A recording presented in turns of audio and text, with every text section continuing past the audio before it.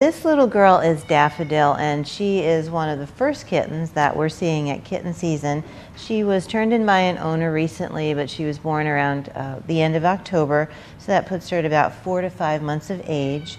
And again, prior to leaving here, all of our dogs, cats, kittens, puppies, and bunnies are spayed or neutered. So that again is our contribution to avoid having additional kittens or unwanted population of animals. Daffodil, again, is about 4 to 5 months old, was never vetted, so we went ahead and gave her any vaccines that she needs, deworming prevention, flea prevention. We do also test all of our felines in the shelter for feline leukemia and feline immunodeficiency virus, and that, you'll hear me say over and over again, that's important to know. If you have an existing cat in your family already, you want to know the status of those viruses for any incoming cats. It's also a good idea to talk to your veterinarian. Your cats, dogs, bunnies should be seeing your veterinarian at least once a year just for a nose to tail exam, just to make sure that everything's in working order.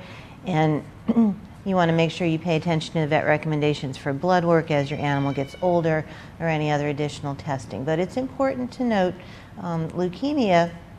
The test for leukemia can test negative on day 1, but can become positive day 30 through 90. So we do recommend at your vet's follow-up recommendation, if there's an issue with a kitten or cat that you adopt, you want to make sure that you talk to your vet, that you get it to a vet exam within a week or so of adoption, and then give some consideration to retesting for leukemia, especially if your cat develops a cold and it just seems to be recurrent, if they're losing weight, if there's anything else going on.